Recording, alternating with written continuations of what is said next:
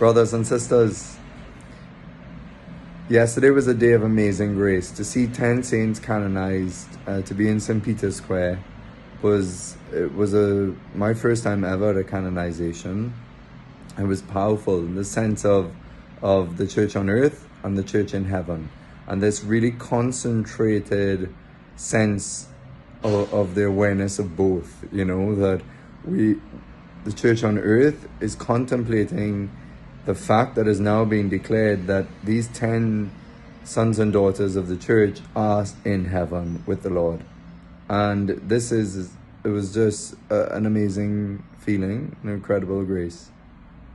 And of course, Blessed Charles, who we've been looking at last week, is now Saint Charles de Foucauld, and an incredible witness in the life of the church in so many ways. And I want to just speak a little bit about, something that struck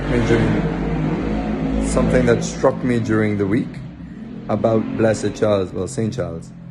And, Saint Charles, as we know, was so consumed with the presence of God that it led him to the Eucharist, because this is the fullness of God's presence on earth, because he's no longer just present in spirit, but present in his body, in a way that is most appropriate to us, because we relate to the tangible world the most, because we're human beings. We're not pure spirits.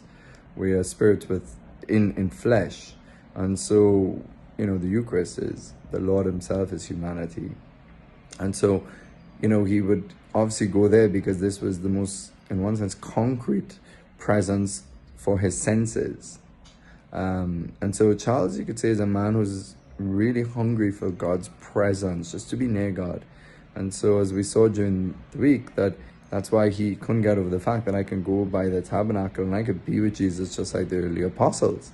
But eventually in his life, inasmuch he was always a hermit and he lived always a solitary life alone serving, but one day it hit him, the word of God really seized him, and it was the word that also seized Mother Teresa of Calcutta, and it was, what you do to the least of these, you do to me. And this was a word that opened up, you could say, Charles's dimension in his mind about how to touch Christ, how to be with Christ. It reminds me of the story of St. Hrafka, when she was discerning whether to join an enclosed monastery of nuns or to be in apostolic sisters. And the priest said to her, Hrafka, when you're in prayer, you're with Jesus. But when you're with others for the sake of God and finding Jesus in them, you're also with Jesus. And so we have to do both. Obviously, that's the commandment yesterday in the gospel, love one another. This is how Jesus' disciples will be known, by love.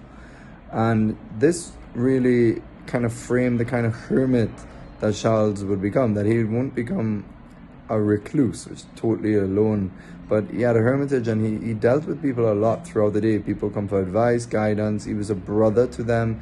He even used money coming from France to free some people from slavery. He bought them out of slavery, and some of them lived with him for a while. And he wasn't cut off from the needs of others in that way, but he was very attentive to the details of other people in an extraordinary loving, gentle way. He's very loving, gentle presence, even though there's a real strength in him to give everything to God and withstand, like, sometimes the harshest environmental, being in the depths of the furthest parts of the desert is challenging, especially for a man who was born into nobility, against his nature, was accustomed to comfort, that this was something extraordinarily hard probably for his nature.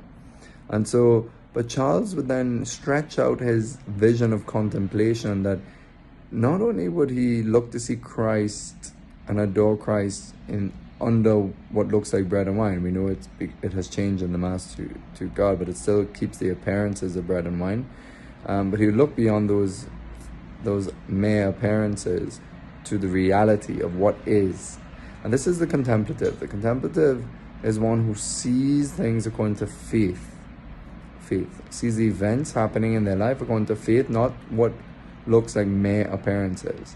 And the same thing with the poor, the suffering, those in need.